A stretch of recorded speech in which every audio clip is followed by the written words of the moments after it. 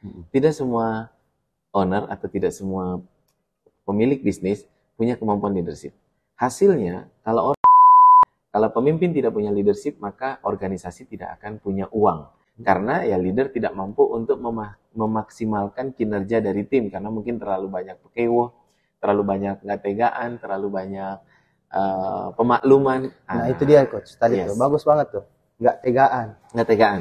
Nah itu kan biasanya kan kita itu sama karyawan harus lembut supaya mereka nggak keluar coach. Iya, oke. Tapi ini kenapa harus tega nih coach? Apa bagaimana nih? Nah jadi bargaining positionnya begini. Kalau harus lembut itu harus sama istri, sama anak-anak gitu ya.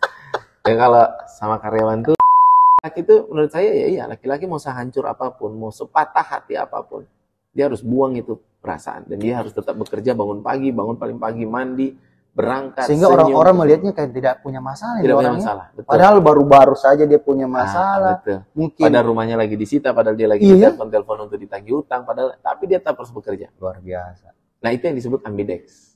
Oke, ambidex. Nah ambidex. Jadi dia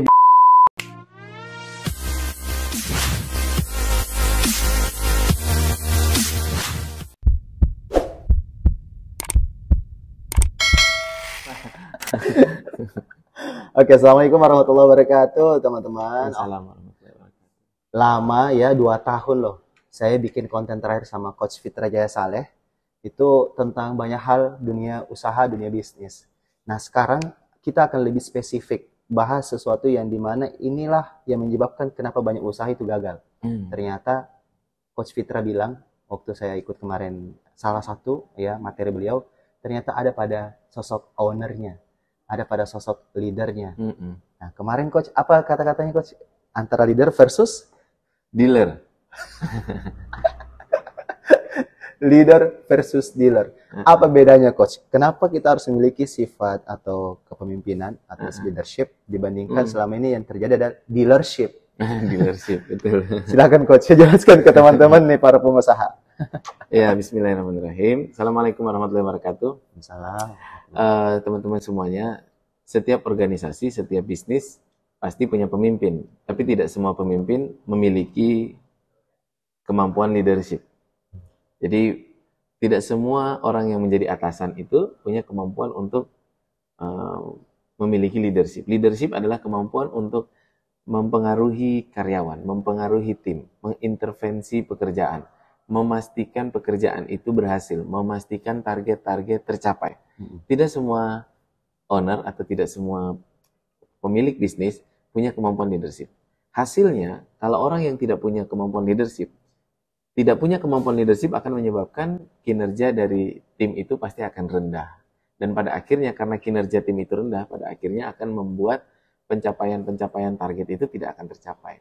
Atau bisa dikatakan dalam bahasa sederhana, kalau pemimpin tidak punya leadership, maka organisasi tidak akan punya uang. Karena uang itu hanya masuk kepada leadership. Jadi kalau nggak punya leadership, pasti akan kesulitan, kekurangan uang masuk. Karena ya leader tidak mampu untuk memaksimalkan kinerja dari tim. Karena mungkin terlalu banyak pekewoh, terlalu banyak nggak tegaan, terlalu banyak pemakluman. Nah itu dia coach, tadi tuh bagus banget tuh. Nggak tegaan. Nah itu kan biasanya kan kita itu sama karyawan harus lembut supaya mereka nggak keluar coach. Iya, oke. Tapi ini kenapa harus tega nih coach?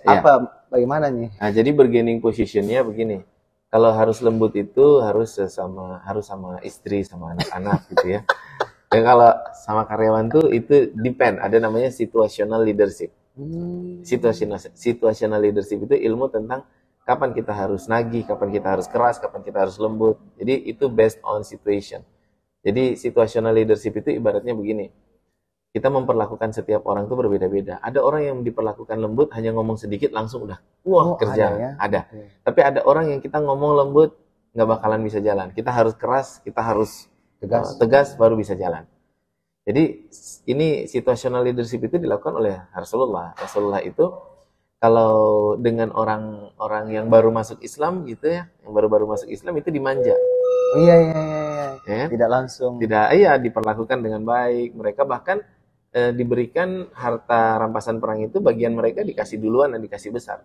Oke. Nah, orang-orang yang tidak mengerti tentang leadership itu, ada beberapa sahabat yang memprotes. Satu orang yang memprotes ya, yang mengatakan, wah itu dia Rasulullah nggak adil kan gitu kan. Iya, iya. Nah, itu sampai mau dipenggal itu kepalanya orang yang protes itu karena terlalu keras. Itu sebenarnya orang yang nggak ngerti tentang leadership.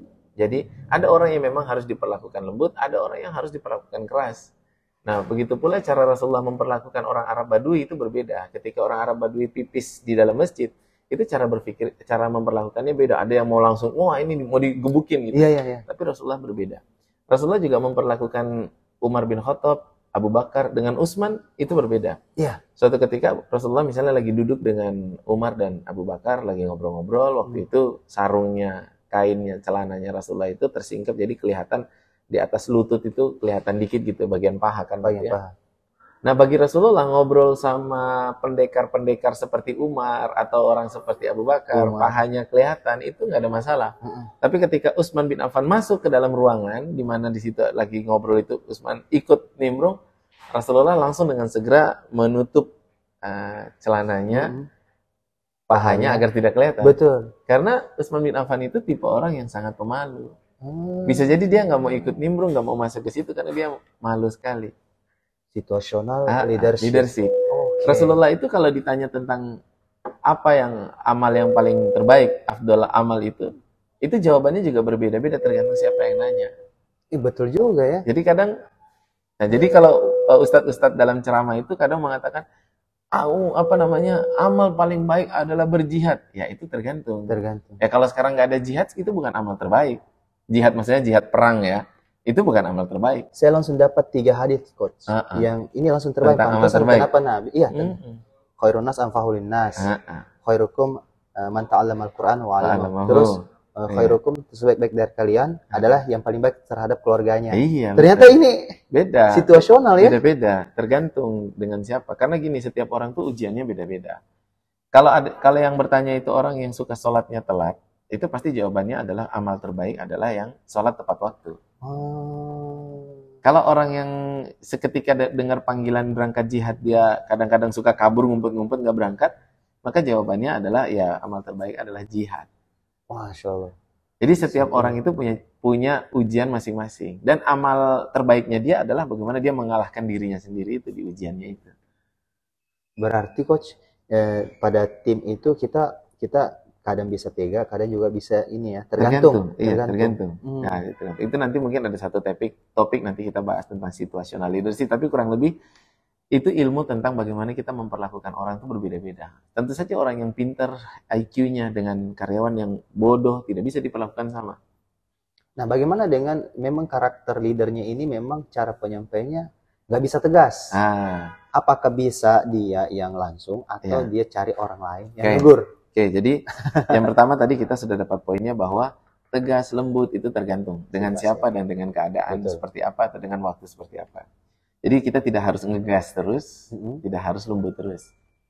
Nah, tapi kalau kita sifatnya, leadernya itu sifatnya orangnya lembut, yang nggak pernah bisa tegas-tegas, nggak pernah bisa tegas dan kasar itu dua hal yang berbeda ya. Tegas itu kita menagih hasil, menagih kerjaan, menagih mana hasilnya gitu. Tapi kalau kasar itu kita memaki, itu kasar. Jadi tegas dan kasar itu dua hal yang berbeda. Tegas itu harus, kasar itu tidak. Oke, beda. Dari kosakatanya ya beda. Berarti harus tahu juga definisi nih. Jadi, banyak orang salah definisi, salah arti, salah persepsi, akhirnya salah eksekusi. Jadi kalau kasar itu gini, lu bisa nggak ngerjain ini? Dasar gua monyet. Itu misalnya. Gua monyet. Kan, bilang kita aja daripada bilang orang. Nunjuk ke diri ya. Karena kan kalau kita nunjuk orang sebenarnya lebih banyak yang menunjuk diri. Betul ya, posisinya kayak gini. Iya, betul. Jadi itu kasar. Masya Allah. Tapi kalau tegas itu gini, kalau kamu tidak bisa mengerjakan ini, maka saya akan gantikan kamu dengan orang lain. Itu tegas. Oh, bisa begitu Coach? Bisa, dan itu harus dilakukan kalau memang itu diperlukan. Tapi sebelum melakukan hal tersebut, apa dulu nih supaya mereka ini ada perasaan sama kita? Baik. Karena kan biasanya kan, apalagi karyawan baru, apa perbedaannya? Jadi permasalahan kita kan kadang kita nggak tegaan. Selain kita nggak tegaan, kita takut kehilangan. Itu dia Coach. Gitu, karena capek merekrut terus Coach. Capek merekrut terus. Maka supaya kita tidak takut kehilangan, kita harus membuat bargaining position perusahaan itu berada di atas, di mana perusahaan kita itu sangat diinginkan, di mana orang itu sangat ingin bekerja di tempat kita. Masya Allah. Maka sebelum kita tegas, kita harus memastikan bahwa semua orang digaji dengan layak, semua orang mendapatkan tunjangan-tunjangan agar mereka lebih sejahtera, bukan hanya kebutuhan pokoknya mereka yang dipenuhi, tapi juga kebutuhan-kebutuhan sekunder mereka dapatkan, tunjangan kesehatan, tunjangan kerja, mereka dapatkan semuanya, mereka dapat fasilitas-fasilitas yang bagus, yang memang mereka senang kerja di situ. Ibaratnya begini, di satu sisi kita sudah care secara personal kepada mereka, ya, kita peduli tentang kebutuhan-kebutuhan mereka. Secara sistem kita bangun, kita bayar gaji kepada mereka bukan hanya sekedar gaji pokok. Jadi ada namanya teori Maslow. Maslow itu membuat teori kebutuhan. Jadi kebutuhan yang paling pertama adalah kebutuhan pokok. Jadi kita nggak hanya bayar gaji, apalagi hanya UMR. Tapi mereka juga dapat dapat tunjangan untuk memenuhi kebutuhan-kebutuhan mereka, misalnya kebutuhan keamanan. Nah, jadi Maslow itu yang pertama kebutuhan pokok, yang kedua kebutuhan keamanan, safety. Safety itu misalnya kayak mereka dikasih BPJS, mereka dikasih asuransi, keamanan, mereka dikasih kontrak, dikasih itu keamanan. Nanti di atas itu ada lagi, di atas itu lagi ada namanya kebutuhan love, kebutuhan untuk dicintai, kebutuhan. Nah, itu fasilitas diapresiasi. Nah, itu misalnya kayak mereka dikasih seragam, mereka ada namanya Employee of the month. Nah, kalau itu kita sudah buat semua, maka posisi perusahaan itu sudah lebih tinggi. Iya. Maka dengan begitu kita bisa. Itu yang disebut di dalam bukunya Greed by Choice, ditulis oleh Jim Collins. Nah, itu yang disebut dengan radical candor. Radical candor adalah sifat di mana kita tuh secara sistemik, secara personal juga kita care secara personal kepada tim kita. Kita buat sistem yang kita tuh peduli, sifat kita juga peduli. Tapi di satu sisi kita hajar kalau secara kerjaan. Bagaimana kemarin nilai posisinya, Coach? Posisinya tangannya gini, satu Tangan sisi kanannya, mau nonjok nih. Kamu kalau nggak bisa mana nih gini. targetmu nih? Mana? Hasilmu mana? Tapi di satu sisi tangannya gini dielus-elus. Gitu. Nah, itu sebenarnya, tapi bukan hanya secara personal kita mengelus-elus, tapi juga secara sistem kita buat sistem di mana mereka mendapatkan fasilitas-fasilitas yang sangat banyak yang menunjang mereka dalam kehidupan, mereka mendapatkan lebih dibandingkan dengan mereka bekerja di perusahaan yang serupa di tempat lain. Baru leadership kita. Jadi ibaratnya begini, kita jangan hanya menuntut, tapi kita memberikan terlebih dahulu, makan, enak, kenyang. Sekarang kerja gitu. Kasih kenyang dulu, baru tagih. Dipenuhi, betul. Nah, itu akan menghilangkan. Jadi kalau misalnya orang mau pergi, pergi aja. Banyak yang mau kerja di sini. Gitu. Dengan fasilitas yang kami sudah berikan terhadapmu. Benar. Mau nggak orang lain yang menikmati? Nah, itu tuh harus saling dua-duanya dikerjakan. Jadi dua-duanya harus dilakukan. Kalau itu dilakukan, maka hasil akan didapat. Oke, Coach. Kapan seorang leader itu, kan biasanya kan ini mungkin gara-gara efek dari buku Robert T. Kiyosaki nih, Coach. Kalau saya sendiri melihatnya, terlalu buru-buru pengen pensiun, bahasanya di sini meninggalkan bisnis supaya jalan otomatis. Akhirnya bukannya otomatis, otomati. Mogok dong aja. Jangan langsung saya ingat mobil saya, Coach. Mogok. By the way, berarti kalau Robert Kiyosaki bilang 365 hari teruji tanpa kehadiran kita. Itu bagaimana ukurannya, Coach, supaya memang betul-betul sistem udah jalan, tim juga sudah bergerak tanpa kehadiran kita. Apakah memang di dalam itu ada leader-leader yang kita cetak? Itu bagaimana metodenya, Coach? Jadi memang itu apa yang disampaikan oleh Robert T. Kiyosaki itu dalam konteks itu benar. Oh, benar ya? Benar. Tapi dalam penerapannya, jangan buru-buru. Harus ada tekniknya. Iya, betul. Ada banyak hal yang benar dari Kiyosaki, tapi ada juga hal yang tidak benar. Yang mana yang tidak benar, Coach? Ini yang tidak benar aja. Tidak benar adalah dia mengagungkan hutang. Dia menyuruh orang kita semua untuk berhutang, hutang untuk beli aset. Jadi dia, tapi saya lihat banyak juga teman-teman kita dari keturunan Cina itu yang mereka menggunakan itu. Jadi mereka berhutang untuk bangun aset. Jadi dia bilang hutang itu ada dua, ada hutang bodoh, ada hutang pintar. Hutang bodoh itu yang kita berhutang lalu kemudian kita harus bekerja keras, fisik kita harus bekerja keras pagi, siang, sore, malam untuk membayar cicilan itu. Itu namanya hutang bodoh. Kalau hutang pintar adalah hutang terus kemudian kita beli aset lalu aset itu bisa menghasilkan. Nah, tapi tidak semua aset itu mudah untuk itu. Ada orang yang kemudian menggunakan ilmu itu, bahkan ilmu itu dipakai oleh banyak teman-teman kita yang dulu yang dengan ada istilah namanya cashback. Jadi kita utang 300 juta, nanti kemudian beli asetnya hanya 200 juta, ada selisih 100 juta, itu dapat cashback. Oh, Nanti biar asetnya nanti Oh. membayar itu. Oh. Ya, ada yang melakukannya berhasil, tapi ada juga yang tidak berhasil. Lebih Artinya, banyak berhasil atau gagal? gagal banyak ya. Berarti jangan diikuti. Berarti Gagal. Bahkan, mohon maaf, kalau kita lihat, itu kan yang paling hegemoni dulu, yang paling banyak itu kan dari teman-teman EU. EU itu Entrepreneur University. tapi udah tobat foundernya coach. Foundernya yang menggaungkan itu pun alhamdulillah sudah hijrah sekarang. Masya Allah. Dan itu membuat pelajaran yang sangat penting ya buat beliau. Karena aset-asetnya jadi hilang semuanya. Malah asetnya yang hilang ya. Iya. Dan Tapi akhirnya bagaimana berhasil. dengan murid-muridnya yang masih sekarang bergerak? Iya. Nah, Lucu juga ya. ada yang masih konsisten, ada yang hijrah untuk sama sekali meninggalkan hutang, Oke. gitu. Meninggalkan tidak mau berhutang. Ya ada yang ngambil jalan tengah, ya hutang itu Tergantung. tergantung Ya, boleh ya, atau ya, tidak. ya, ya. Masing-masing ya begitulah. Kita ngambil pelajaran dari hikmah dari pengalaman-pengalaman orang terdahulu. Jadi berarti lanjut lagi coach. Berarti kalau kita berdasarkan Robert Kiyosaki, leader ini kan Iya. banyak yang mau buru-buru Iya. meninggalkan bisnisnya Iya betul. supaya jalan otomatis. Polanya kan begini. Polanya kita bekerja, kita memberikan waktu, time for money. Jadi istilahnya gini.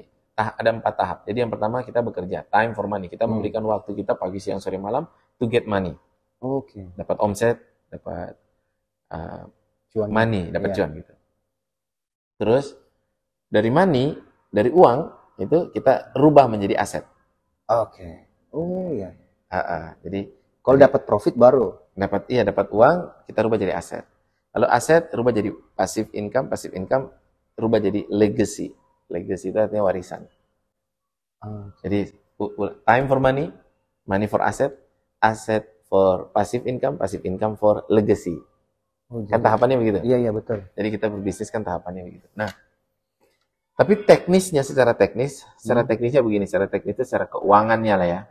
Secara keuangan, kalau dalam ilmu akuntansi, ilmu keuangan lah ya, itu di dalam neraca itu ada namanya laba ditahan. Berarti Jadi laba ditahan itu untuk aset. Untuk pengembangan, pertumbuhan. Jadi gini, kita jualan nih, misalnya ini bulan April ya. Ya, April. Ini bulan April. Bulan April kan kita jualan. Jualan. Di akhir bulan kita 100 juta lah.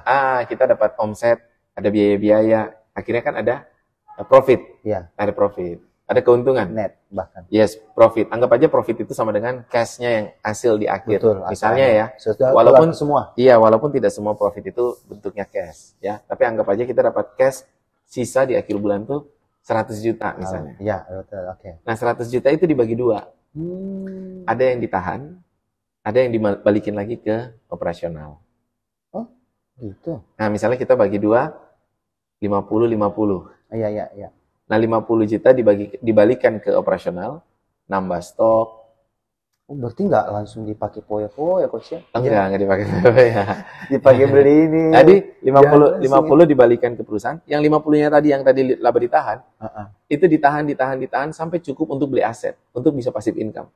Wih, alhamdulillah ada yang berhasil diterapkan itu. Nah, jadi Cocok. pisahkan rekeningnya. Jadi ada rekening perusahaan, ada rekening laba ditahan. Ini yang banyak orang coach yang itu tadi. Jadi Sulit nanti untuk memanage diri untuk memisahkan rekening. Nah, jadi nanti setelah laba ditahan ini cukup untuk beli aset, baru beli aset. Gitu. Jadi tadi kan 100 tuh untungnya. 100 dikembalikan untuk perusahaannya. 50 dikembalikan untuk perusahaan untuk nambah stok, untuk nambah tim, untuk nambah manajer, dalam rangka membuat perusahaan ini menjadi lebih besar dan perusahaan ini bisa otomatis atau autopilot. Oke. 50%-nya lagi harus untuk aset. Kalau nggak nanti kita bisnis nggak ada aset, Iya ya. nggak ada hasil. Malah liability bahasanya. Betul, malah pengeluaran banyak. terus. Nah, aset ini harus punya rencana, kita harus punya goal, financial goal. Rencananya nanti kalau kita punya uang mau beli aset apa. Oke. Rumah itu aset atau liability coach? Tergantung kita pakai definisi mana nih. Kalau pakai definisi Robert Kiyosaki, Robert Kiyosaki ini. iya, kalau pakai definisi Robert Kiyosaki ini dalam kacamata keuangan. Rumah itu kalau dipakai tidak menghasilkan uang, maka dia Liability. kalau liability itu kalau kita masih cicil. Oh iya betul pasti. Kalau kita nggak cicil, udah cash. kita cash, terus rumahnya itu kita pakai hanya untuk tempat tinggal, dia nggak menghasilkan produktivitas, maka dia adalah expense, biaya. Tetap Rumah biaya.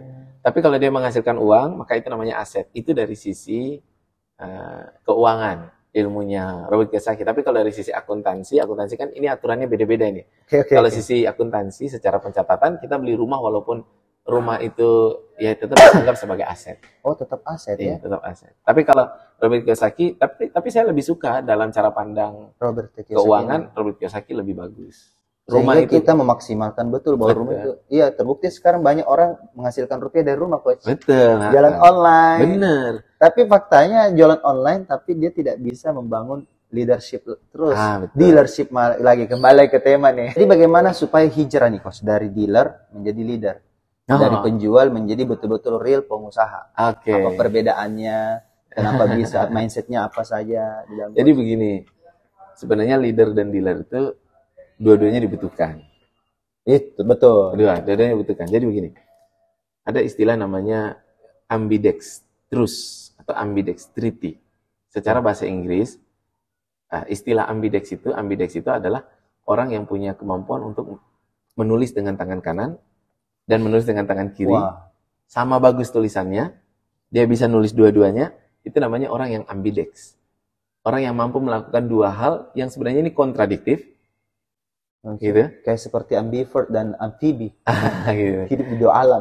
Tapi dia bisa melakukan dua-duanya dengan bagus saat bersamaan. Betul. Gitu. Dia lagi bad mood, lagi hancur perasaannya, lagi putus cinta, lagi Dia patah tetap hati, bisa ini. tapi dia tetap semangat. Itu namanya ambidex. Wah, ini yang banyak yang susah. Nah, itu Dia dibutuhkan. bawa perasaan ke dalam kantor. Nah, Masalah dari rumah ke kantor, dari kantor ke rumah. yes, terutama laki-laki. Laki-laki itu nggak boleh feel. Laki-laki itu harus act, harus action. Oke. Laki-laki itu harus bodo amat sama feel-nya. Dia mau hancur sama hancur-hancurnya hari ini, tapi pagi-pagi dia kalau bangun pagi dia tetap harus action. Dia harus melakukan pekerjaan, dia harus tetap ke gym, dia harus tetap kerja, dia harus tetap hubungin orang, dia harus tetap. Nah, itu feel itu yang menghancurkan. Feel itu biarlah buat perempuan. Feel biarkanlah untuk Karena memang perempuan feel-nya kuat. Iya, betul. Laki-laki itu harusnya act-nya yang kuat. Laki-laki itu tidak Didesain. tidak desain untuk feel sebenarnya, tapi harus untuk act. Jadi kalau laki-laki baper itu nggak wajar, perempuan baper itu wajar. Makanya nih, bagaimana nih para owner-owner dari kalangan perempuan? Nah itu, ada beberapa orang yang bilang kalau kita mau sukses kita harus melatih pikiran kita agar lebih kuat daripada perasaan kita. Termasuk perempuan ya, Coach? Termasuk perempuan. Iya. Gitu. Kalau perasaan kita kuat, kita jadi leadership-nya lemah. Gitu. Jadi ini memang daya tarik antara perasaan dengan feeling. Makanya nih teman-teman harus lebih banyak membaca kayaknya nih. Rajin-rajin ini di Iya. tempat, jangan Betul. terus. Maka laki-laki itu menurut saya ya iya, laki-laki mau sehancur apapun, mau sepatah hati apapun, dia harus buang itu perasaan dan dia harus tetap bekerja, bangun paling pagi, mandi, berangkat. Sehingga senyum, orang-orang melihatnya kayak tidak punya masalah tidak ini punya orangnya. masalah. Betul. Padahal baru-baru saja dia punya masalah. Betul. Mungkin Padahal rumahnya lagi disita, padahal dia lagi Iya. telepon untuk ditagih utang, padahal tapi dia tetap harus bekerja. luar biasa. Nah, itu yang disebut ambidex. Oke, ambidex. Nah, Nah, ini ambidex. Jadi dia bisa melakukan dua hal yang kontradiktif dalam hal bersamaan. Nah, secara leadership, secara kepemimpinan, ambidex itu juga berarti bahwa secara organisasi maksudnya, secara organisasi yang ambidex itu adalah organisasi yang secara bersamaan di satu sisi dia lagi dihajar habis-habisan oleh kompetitor-kompetitor, gitu ya, di mana kompetitor mengeluarkan produk-produk bagus, kompetitor membuat program-program yang bagus sehingga pasar dia lagi digerus, mitra-mitra dia diambil oleh orang gitu ya, karena orang datang dan dia melawan itu, dia mencari peluang-peluang baru, dia mengeksplorasi lagi pasar-pasar baru. Tapi di satu sisi bersamaan dia juga sedang melakukan perbaikan terhadap internal. Dia mengeksploitasi karyawannya habis-habisan, dia memperbaiki operasionalnya, dia memperbaiki produknya agar lebih bagus di internal. Nah, hanya pemimpin dan organisasi ambidex yang bisa menang. Oke, Karena kadang begini, beberapa teman saya dan saya juga pernah mengalaminya di tahun 2013. Saya omsetnya waktu itu saya baru mulai 2 tahun jalan jualan fashion gitu. Omsetnya waktu itu 3 sampai 4 miliar satu bulan. Wow. Lalu waktu itu omsetnya sudah bagus, tapi sistem saya masih belum bagus. Masih bergantung mungkin ya. Jadi misalnya gini, orang tuh order tuh sehari bisa 1000-an gitu. Iya. 1000-an customer yang order. Tapi semua itu masih pakai WA. Jadi ngubungin satu persatu gitu. Capek juga. Iya kan saya butuh CS banyak, terus kan manual kerjanya cari barangnya, kan gitu itu menghabiskan waktu banyak. Jadi kita tuh baru selesai kerja tuh setiap hari jam 2, jam 3 pagi gitu. Nah, itu kan perlu pembenahan internal. Akhirnya. Lalu karena tadinya saya bisa jualan, lalu akhirnya saya mengalihkan fokus saya dari jualan ke memperbaiki internal. Saya perbaiki internal, perbaiki sistem, perbaiki ini. Ternyata yang terjadi omset di sini menurun. Karena saya lepas fokus. Aduh. Omset sini menurun. Nah, biasanya ini terjadi pada orang-orang yang membenahi sistem, itu biasanya ini turun karena dia fokusnya lepas. Tapi nggak apa-apa untuk sementara waktu supaya memperbaiki sistem. Atau bagaimana? Nah, Ambidex itu ini tetap jalan naik, ini tetap memperbaiki. Jadi tetap simultan jalan semua. Iya, betul. Nah, itu yang disebut ambidextrity. Nah, tadi leader dan dealer, itu di satu sisi dia tetap harus jadi dealer, dan satu sisi dia harus tetap jadi leader di dalamnya. Ini yang saya alami nih, Coach. Kadang biasa kita juga butuh uang langsung cepat. Kan biasa itu kayak diundang ngisi closing, sebuah event-event. Misal produk apa gitu, properti, produk ini. Biasa kita yang dipercayakan untuk closing. Di satu sisi juga kita punya perusahaan yang harus kita pimpin. Nah, itu sama maksudnya itu. Betul, sama. Di satu sisi kita harus jadi peran ini, tapi kita juga harus peran. Dan dua-duanya sebenarnya kalau dijalankan ini pasti ada korban. Tapi kalau dua-duanya jalan, nah itu ambidextrity. Wow. Nah, itu yang saya jadi semangat melatihnya. Dan itu bisa dilakukan. Dan itu banyak orang yang sudah membuktikan bisa melakukannya. Itu berarti memang dilatih, Coach ya? Dilatih dengan disiplin. Dia harus ngatur waktunya, dia harus ngatur emosinya, dia harus ngatur dirinya gitu. Dan hal-hal yang merusak itu kadang-kadang emosi itu. Ego, emosional yang naik turun. Maka orang bilang gini, Coach FJS itu kalau ketemu kok selalu senyum, selalu kok kayak nggak punya masalah. Padahal, maaf, masalah saya juga banyak dan besar, bisa jadi lebih besar dari yang nanya. Tapi kalau lihat saya selalu senyum, selalu segar, selalu ketawa. Kenapa? Jangankan ngelihat saya, ngelihat foto saya aja selalu senyum. Foto-foto semua senyum. Karena apa? Yaitu karena kita harus menjaga stamina kita selalu berada di level paling tinggi. Seburuk apapun keadaan kita, sehancur apapun perasaan kita. Nah, itu ambidex. Dan orang lain tidak perlu tahu itu. Tidak perlu. Kita nggak perlu tahu. Karena orang lain nggak mungkin bisa bantu juga. Untuk apa? Kayak gitu. Iya, boleh iya. Nah, itu kemampuan. Jadi mentalitas kita sebagai seorang pemimpin itu yang membuat kita bisa ambidex tadi. Jadi mentalnya harus kuat. Ketika misalnya kita pengen punya perusahaan besar, mental kita juga harus kuat. Kita pengen punya visi besar, impian besar, tapi mentalnya, ibaratnya gini, mentalnya harusnya bisa dilewati oleh mobil tronton gitu ya. Tapi ini baru dilewatin becak, udah ambruk lah. Oh gimana mau bangun perusahaan besar? Kayak gitu lah ibaratnya. Iya. Luar biasa. Ini ilmu leadership yang tidak Anda temukan di pelatihan LDK. Latihan dasar kepemimpinan, karena itu masih dasar. Iya, dasar ya. Ini sudah advance. Ini sudah ini kali. Concord, sudah lebih tinggi lagi. Masya Allah, amazing. By the way, teman-teman semua, kalau Anda tertarik untuk bertanya, ya silakan tulis di kolom komentar. Lalu nanti kalau saya ketemu coach lagi, ya kita akan bahas ilmu apa yang teman-teman inginkan. Asik. Kita tutup ini, Coach. Oke. Biar penasaran. Oke. Karena saya suka membuat orang penasaran. Ya, karena kami bagian pemasaran. Sampai jumpa lagi. Assalamualaikum warahmatullahi wabarakatuh. Waalaikumsalam.